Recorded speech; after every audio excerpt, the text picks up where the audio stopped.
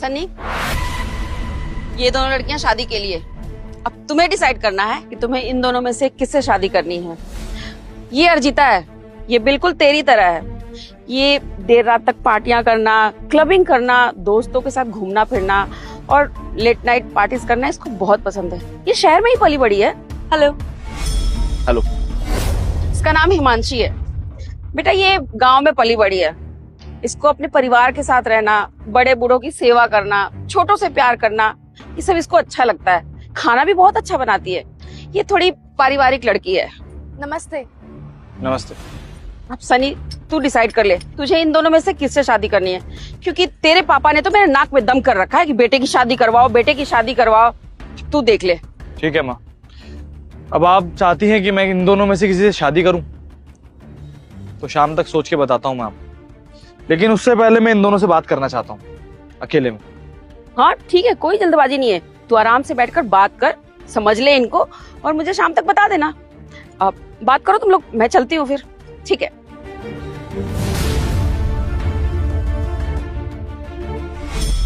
तो आप दोनों हैं जो मुझसे शादी करना चाहती हैं। वैसे आप दोनों को तो पता ही है कितनी प्रॉपर्टी है मेरे पापा के पास, कितना पैसा है। इतना पैसा कि शायद मेरी 7 पुश्तें बैठकर खा सकती है। लेकिन आप दोनों में से मैं किससे शादी करूंगा ये तो मैं बाद में डिसाइड करूंगा। लेकिन जिससे भी करूंगा उससे शादी करने के लिए मेरी एक शर्त। कैसी शर्त? वो शर्त मैं आपको अकेले में बताऊंगा, एक एक करके। आप दोनों तैयार हैं? ओके। आइए मेरे साथ।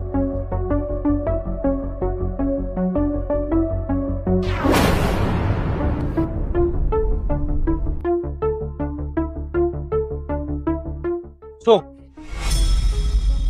अर्जिता, चाय यहीं पियेंगी या फिर कहीं बाहर टपरी पर? Are you mad? तुमने मेरा स्टैंडर्ड देखा है? मैं बाहर जाके चाय पीऊंगी। अरे कितनी जल्दी टैन हो जाती हूँ मैं। Do you even know that? और वैसे भी I don't like tea. I can go for coffee. मुझे लाटे पसंद है। लाटे? नाइस। चलिए, ऑर्डर तो होता रहेगा, लेकिन उससे पहले जो बात करना है वो बात कर ले। बोलो जल्दी, क्या बात है? देखो सच कहूँ तो ये शादी वगैरह करने में मैं कोई इंटरेस्टेड नहीं हूँ। क्या क्या बकवास कर रहे हो तो फिर यहाँ पे टाइम पास करने के लिए क्यों बुलाया मुझे? टाइम वेस्ट नहीं कर रहा हूँ, तुम्हारे लिए एक अच्छा ऑफर लेकर आया हूँ। अगर तुम एक्सेप्ट करोगी तो तुम्हारा ही फायदा होगा इसमें। मुझे बताओ कि अभी तुम्हारी सैलरी कितनी है? 70,000। 70,000 पर मंथ। ग्रेट। देखो अर्जिता, क्या है ना, मेरे माँ बाप के पास ना बहुत पैसा है यार। इतना पैसा है कि मैं चाहकर भी उन्हें छोड़ नहीं सकता। लेकिन कहते हैं ना, जब माँ बाप सक्सेसफुल हो जाते हैं ना तो बच्चों को थोड़ा सा दबना पड़ता है। उसी वजह से मैं थोड़ा सा दब रहा हूँ। और मेरे पापा ने शर्त रखी है कि अगर तू शादी कर लेगा तो अपनी आधी प्रॉपर्टी मैं तेरे नाम कर दूंगा। और आधी प्रॉपर्टी कम से कम इतनी कि मेरी 3 पुश्तें बैठकर खा सकती है। इसलिए मैं शादी तो करना चाहता हूँ, लेकिन सिर्फ माँ बाप की नजर में। क्योंकि यार देखो, मैं नहीं चाहता कि शादी के बाद मेरी जिंदगी खराब हो। मैं पार्टीज करता हूँ, बाहर घूमता हूँ, लड़कियों से मिलता हूँ। मेरी लाइफ बहुत अच्छी चल रही है और शादी करके मैं अपनी जिंदगी बर्बाद नहीं कर सकता। तो अगर तुम चाहो तो हम दोनों शादी कर सकते हैं, लेकिन सिर्फ मेरे माँ बाप के सामने। इसके बाद ना तुमसे मेरा कोई रिश्ता रहेगा और ना ही तुम्हारा मुझसे। तुम अपनी जिंदगी जीना, मैं अपनी जीऊंगा, और फिर कुछ टाइम बाद में तुम्हें डाइवोर्स दे दूंगा। प्रॉपर्टी नाम होती, क्या बोलती है? वो सब तो ठीक है, पर इसमें मेरा क्या फायदा होगा? मुद्दे की बात पे आता है। 70,000 पर मंथ कमाती है अर्जिता जादू। मैं तुम्हें 1 लाख रुपए पर डे के दूंगा। जब तक प्रॉपर्टी नाम नहीं हो जाती तब तक 1 लाख पर डे के। अगर 60 दिन तुम मेरे घर रही तो 60 लाख रुपए प्लस तुम्हारा बोनस अलग। 10 लाख रुपए जिस दिन शादी होंगे उसके अलग। अपने फेक माँ बाप लाना, रिश्तेदार लाना, सबको लाना, खर्चा सारा हम उठाएंगे। लेकिन पापा की प्रॉपर्टी नाम करने के लिए मुझे ये सब ड्रामे करने पड़ेंगे। It's all up to you. तुम दिमाग से सोचती हो या फिर दिल से? Okay, I like the idea. ठीक है, आई डोंट माइंड।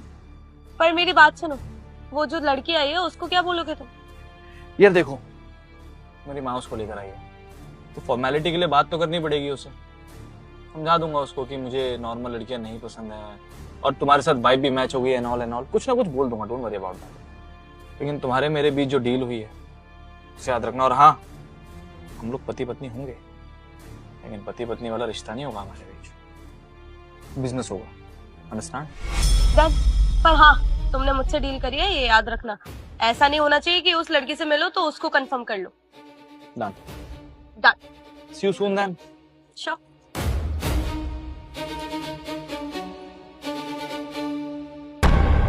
हिमांशी, यहीं चाय पीना पसंद करोगी या फिर किसी अच्छे रेस्टोरेंट में चले?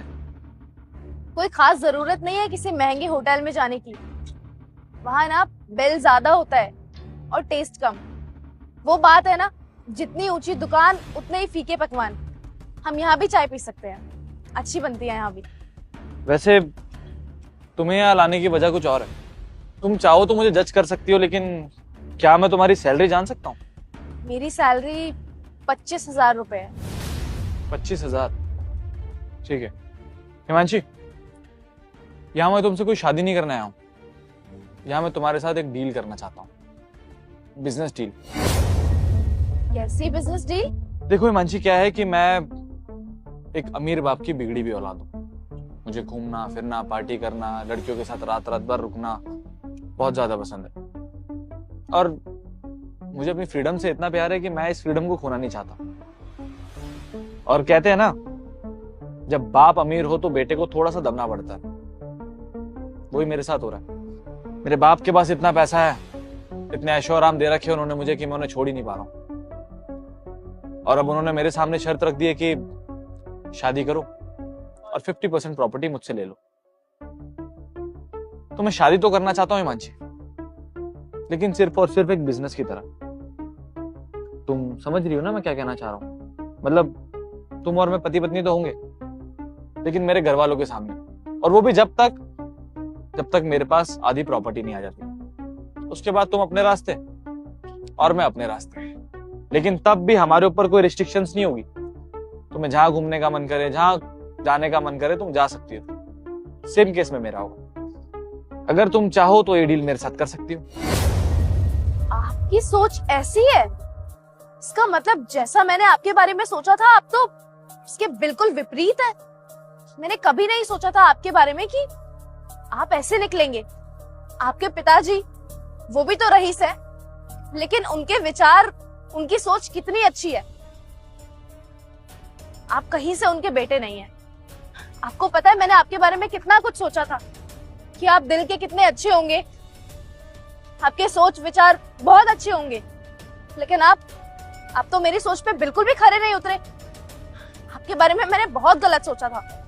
आपकी सच्चाई तो कुछ और है जो अभी मेरे सामने आई है। आप तो मुझे जज करने लगी हैं। चलिए एक ऑफर रखता हूं आपके सामने। 25,000 रुपए महीने कमाने वाली लड़की को 1 लाख रुपए पर डे का दूंगा मैं, जब तक वो मेरे साथ मेरे घर रहेगी। और आई प्रॉमिस, आपकी सेफ्टी की जिम्मेदारी मेरी रहेगी। मुझे आप में कोई इंटरेस्ट नहीं, अपने बाप की प्रॉपर्टी में। और अगर 2 से 3 महीने भी आप मेरे पास रही तो 90 लाख से 1 करोड़ कमाने तक का मौका मिल सकता है आपको। जो लड़की साल का 2.5 से 3 लाख रुपए कमाएगी, उसे पर डे का 1 लाख रुपए मिलेगा। जानती है कितना फर्क है? आप 4 गुने। आई होप अब आपको मेरे इरादे नेक लग रहे होंगे। मिस्टर सनी, आपको क्या लगता है कि मैं बिकाऊ हूँ? आप मुझे 1 लाख रुपए पर डे का लालच देंगे और मैं आपसे ये बिजनेस डील की तरह शादी करने के लिए राजी हो जाऊंगी? शादी का बंधन मेरे लिए बहुत पवित्र बंधन है, और मेरे माँ बाप ने ना मुझे ऐसे संस्कार नहीं दिए हैं कि पैसों के लिए आप किसी को भी शादी के लिए हाँ कर दो। मेरे माँ बाप ने मेरी शादी के लिए बहुत सपने सजाए हैं, और मैं भी अपने माँ बाप के ये अरमान इस तरह मारना नहीं चाहूंगी। मैं जानती हूँ कि आपके लिए पैसा सबसे ज्यादा ऊंचा होगा, लेकिन मेरे लिए रिश्तों से ज्यादा अहमियत नहीं रखता। पैसे से ज्यादा रिश्ते अहमियत रखते हैं मेरे लिए। आपको अगर पैसा चाहिए तो आप अपने पैसे में खुश रहिए, लेकिन मैं आपके साथ शादी करने के लिए राजी नहीं हूँ मिस्टर सनी। आपको अगर इस तरह की शादी करने के लिए एक लड़की चाहिए ना, तो आप अपने तरह की लड़की ढूंढिए, क्योंकि मुझ में और आप में बहुत फर्क है। ट्रस्ट तो मुझे भी नहीं है, लेकिन तुम जो हो ना बहुत सीधी लड़की हो। चलो ठीक है, एक काम करते हैं, अमाउंट को डबल कर देते हैं। 2 लाख रुपए पर डे की, मतलब 1 करोड़ 20 लाख 2 महीने की। अभी सोचने का मौका है आपके पास। देखिए, भगवान एक मौका सबको देता है अपनी जिंदगी सुधारने का। और वो मौका आपके पास है। It's all up to you कि क्या करना है आपको। 1,20,00,000 से मुझे कोई फर्क नहीं पड़ेगा, लेकिन आपकी जिंदगी सुधर जाएगी। अपने माँ बाप के लिए बहुत कुछ कर सकती हैं, अपने लिए बहुत कुछ कर सकती है। शादी कर लीजिएगा। तो आपको लगता है कि अब आप रकम डबल करके मुझे खरीद लेंगे? देख लीजिए, अगर आप मुझे 10 करोड़ रुपए तक का भी लालच देंगे ना, तो भी मैं आपके साथ शादी करने के लिए राजी नहीं होंगी। मैं नहीं चाहती कि मेरी शादी आप जैसे घटिया इंसान से हो। मैं भी चाहती थी कि मेरे पति एक अच्छी सोच वाले हों, मेरी तरह सोचने समझने वाले इंसान हो। लेकिन आप तो कभी मेरे पति बन ही नहीं सकते, क्योंकि मैं कभी नहीं चाहूंगी कि आप जैसा इंसान मेरा पति बने, जिसे सबसे ज्यादा लालच हो तो पैसों का। माफ कीजिए मिस्टर सनी, आपका और मेरा मेल कभी नहीं हो सकता, क्योंकि आप मेरे पति बनने लायक ही नहीं है। आप अपने बिजनेस डील वाली शादी अपने पास ही रखिए, और मैं आपके पिताजी को जाकर सब कुछ बता दूंगी कि आपकी सोच कैसी है। आपकी शादी आप ही को मुबारक। रुकिए। सॉरी। सॉरी किस लिए? दरअसल ये सब एक नाटक था, और हिमांशी जी, मैं सच में आपसे शादी करना चाहता हूँ, और आपसे ही करना चाहता हूँ। What hell? क्या चल रहा है ये यहाँ पे? अरे तुमने मुझे बोला था ना कि हम दोनों शादी करने वाले हैं। फिर इस लड़की से तुम शादी कैसे कर सकते हो? अर्जिता, हर चीज डील नहीं होती है। कुछ रिश्ते बिना डील के भी बनाए जाते हैं। अब देखो, मेरी माँ ने तुम दोनों को पसंद किया ना, मैं तुम दोनों को जानता हूँ ना तुम्हारे बारे में कुछ पता है, लेकिन जितना अपने बारे में पता है वो सिर्फ इतना पता है कि मेरे बाप के पास बहुत पैसा है, और उस पैसे के लिए कोई भी लड़की मुझसे शादी करने के लिए यूं तैयार हो जाएगी, क्योंकि मेरे साथ साथ सारी प्रॉपर्टी उसकी भी तो होगी ना। देखो, जब मैं तुम दोनों से मिला तो तुम वेस्टर्न ड्रेस में थी और ये सूट सलवार में, लेकिन किसी के कपड़ों से, उसकी हैबिट से उसे जज करना मुश्किल है। एक बार को लगा कि शायद तुम बहुत अच्छी हो, इनके लिए भी ये चीज फील हुई, इसलिए बस थोड़ा सा घुमा फिरा के तुम्हारे सामने बातें रखी, ताकि पता लग सके कि कौन सच में मेरा 7 जन्मों तक साथ देगा और कौन 1-2 साल बाद मुझे छोड़ के चला जाएगा। And I am sorry Arjita, तुम मेरे परिवार के लायक नहीं हो यार। और मैं तुम्हें ये नहीं कह रहा हूं कि तुम गलत हो। देखो, सबका अपना अपना सोचने का नजरिया होता है, लेकिन मुझे जिस तरह की लड़की चाहिए वो हिमांशी है। एंड हिमांशी, देखो, मैं भी बहुत सिंपल इंसान हूं। मुझे भी ऐसे टपरी पे चाय पीना, सड़कों पे घूमना बहुत पसंद है। मेरे कोई स्टैंडर्ड्स नहीं है। ये कोट भी आज मैंने सिर्फ इसलिए पहन लिया है क्योंकि मम्मी ने कहा था कि लड़कियों से मिलवाना है। अदरवाइज मुझे ज्यादा कोई शौक नहीं है, भले ही मेरे पापा के पास कितना ही पैसा क्यों ना हो, और ना ही मुझे कोई क्लबिंग करने का शौक है। तुम्हारी और मेरी वाइब एकदम सेम है।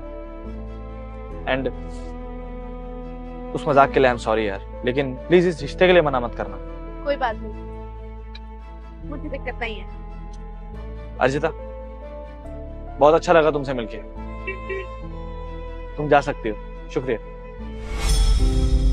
ये सब हो गया हो तो चले एक बार पापा से भी मिलवा देता हूँ। हाँ चलिए, बाकी बातें मेरे घर वालों से मिलके भी करना। आइए।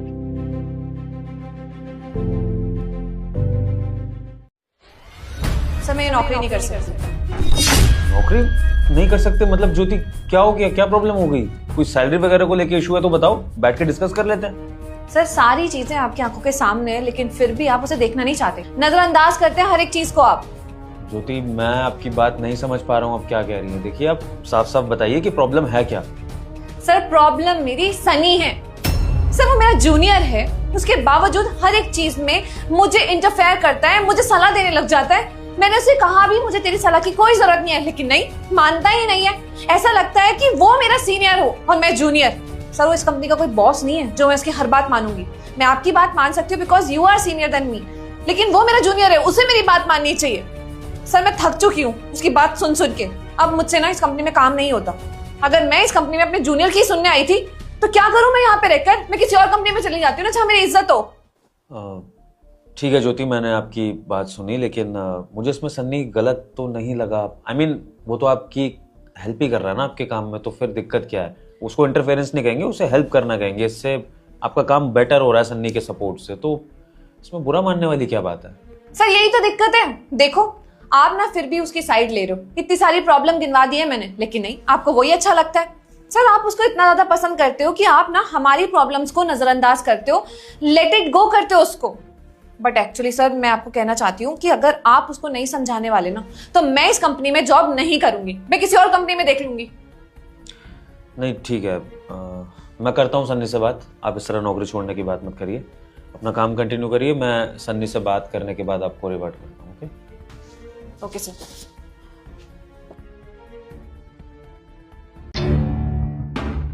सर मुझे नहीं करनी अब से यहाँ पे नौकरी, मुझे यहाँ पे बहुत ज्यादा प्रॉब्लम है। आपको भी नौकरी छोड़नी है? मैं समझा नहीं, ये सब क्या चल रहा है? सर प्रॉब्लम है वो सनी। सनी से ना मुझे बहुत ज्यादा दिक्कत होती है। और सर आप तो उसे अपने सर पे चढ़ा के रखते हो। जब भी वो आपसे छुट्टी मांगता है आप उसे एक बार में छुट्टी दे देते हो। और मैं इतने दिनों से बोल रही हूँ कि मुझे काम है, बाहर जाना है, लेकिन आप मुझे छुट्टी देते ही नहीं हो। तो क्या फायदा ऐसी कंपनी में जॉब करने का? तो बस इतनी सी बात है और आप इसमें जॉब छोड़ने के लिए तैयार हैं? सर ये इतनी सी बात नहीं है, बात और भी है। सनी ना मुझे मेरे काम सिखाता है कि मुझे कैसे करना है और कैसे नहीं। हर चीज का सजेशन वो मुझे देगा क्या? मैं उससे सीनियर हूँ, लेकिन उसे बिल्कुल भी तमीज नहीं है कि अपने सीनियर से किस तरह बात करते हैं। सर मुझे लगता है ना कि आप उसे अपना सगा मानते हैं, क्योंकि आप सारी उसी की बात मानते हैं और हम लोगों से तो कोई मतलब ही नहीं आपको, जैसे वही इकलौता एम्प्लॉय आपके यहाँ काम कर रहा हो। ठीक है शिवानी, मैंने आपका कंसर्न सुन लिया। मैं सन्नी से इस बारे में बात करता हूँ। फिलहाल आप अपना काम कंटिन्यू करिए, सॉल्यूशन नहीं निकलता है तो फिर छोड़ दीजिएगा जॉब। ओके ठीक है सर, आप उससे जरूर बात करिए।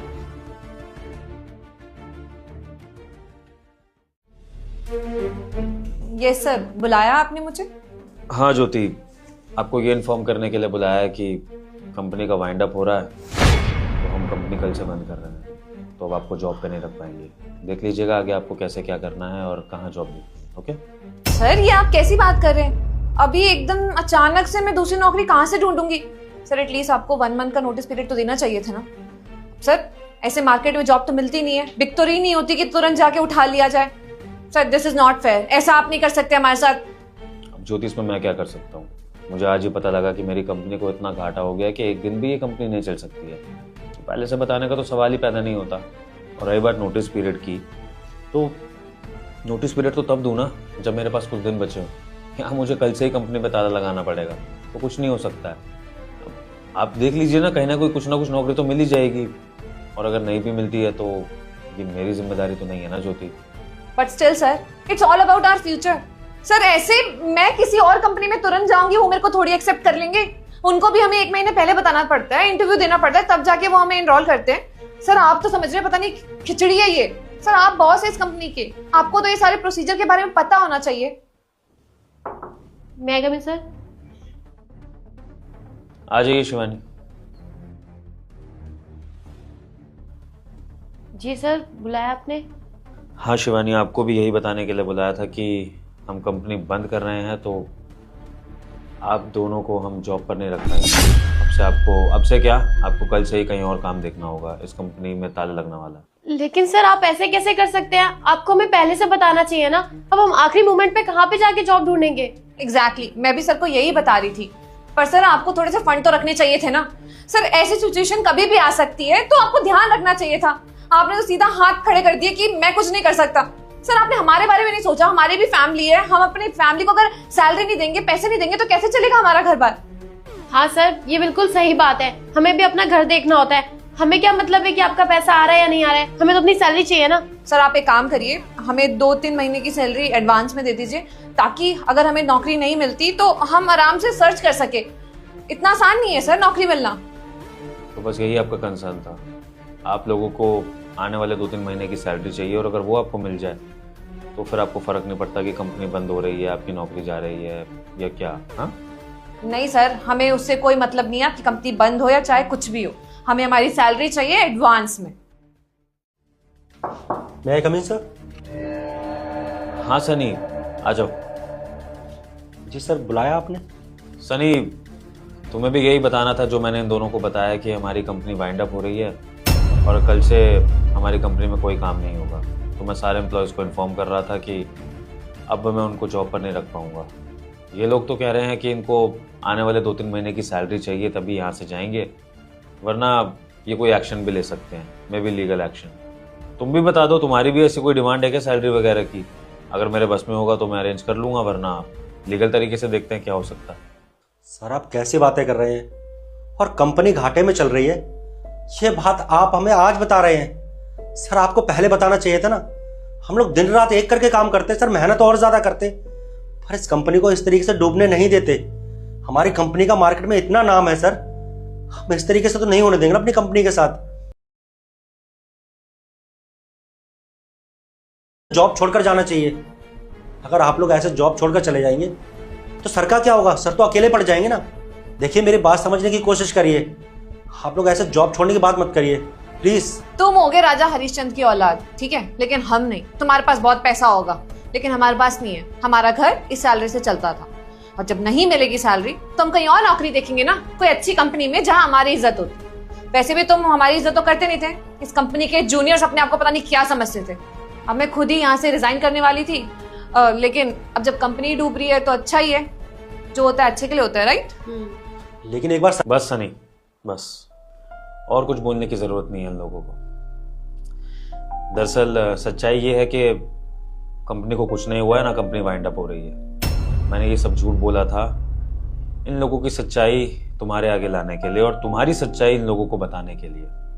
वो क्या है ना सन्नी, आज इन्होंने मुझसे एक नई कंप्लेंट करी कि ये लोग जॉब छोड़ना चाहते हैं, और जॉब छोड़ने का रीजन इनके लिए तुम हो, क्योंकि इनको ऐसा लगता है कि मैं तुम्हें फेवर करता हूं और तुम मेरे सगे हो, और इनको ऐसा भी लगता है कि तुम इनके काम में इंटरफेयर करते हो जिससे इनको डिस्टर्ब होता है। तो ये दोनों मेरे पास सेम शिकायत लेके आई। अब मुझे अपनी बात को जस्टिफाई करना था कि मैं क्यों तुम्हें फेवर करता हूँ, क्यों तुम इस कंपनी में इतनी इज्जत डिजर्व करते हो। तो बस मैंने ये एक तरीका अपनाया जिससे कि मैं ये जान सकूं कि जब कंपनी सिचुएशन होने की बात उठेगी तो कौन क्या रिएक्ट करेगा। और आप लोगों ने क्या रिएक्ट किया? आपको बस पैसे से मतलब था। वहीं सन्नी ने क्या बोला सुना ना आपने? सन्नी को सबसे पहले कंपनी की फिक्र हुई कि कंपनी क्यों बंद हो रही है, कैसे हो रही है, उसके सोल्यूशन के बारे में बात करने की सोची। ये होता है सच्चा एम्प्लॉय। और आप जैसे लोग तो बस 9 से 5 की खाना पूर्ति करने आते हैं, उसके बाद अब एक्सपेक्ट करते हैं कि आपको हायर पोजीशंस पर रखा जाए। कल का आया जूनियर आपसे आगे निकल रहा है, आपको काम समझा रहा है, क्यों नहीं समझाएगा?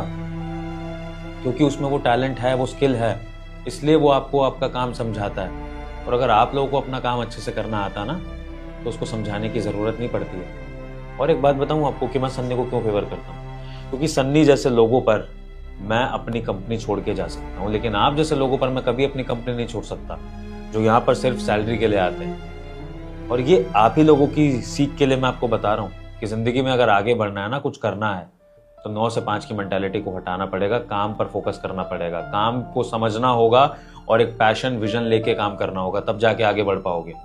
सन्नी आज अगर मेहनत और लगन से काम कर रहा है ना, तो सिर्फ यहाँ पर नौकरी करने के लिए नहीं, उसको जिंदगी में कुछ बड़ा करना होगा, उसको मेरी तरह एक कंपनी चलानी होगी, मुझसे भी आगे जाना होगा।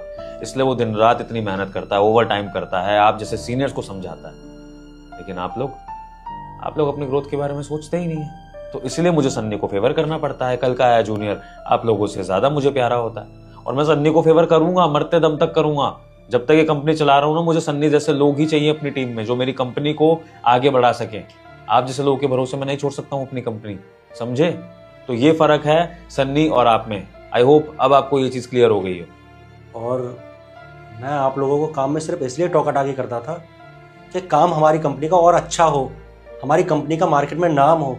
बस इसीलिए मैं आप लोगों को हर काम के लिए कुछ ना कुछ बोलता रहता था, और मुझे नहीं पता था आप लोग मेरे कहने के मतलब को कुछ और ही समझते थे। अगर आप लोगों को मेरी कही हुई बात बुरी लगी तो मैं बहुत शर्मिंदा हूँ उसके लिए, प्लीज़ मुझे माफ़ कर दीजिए। सनी, तुम्हें माफी मांगने की जरूरत नहीं है। तुमने जो किया वो बिल्कुल ठीक किया, इस कंपनी के हक में किया। माफी तो इन जैसे लोगों को मांगनी चाहिए जो तुम्हारे लिए मन में जहर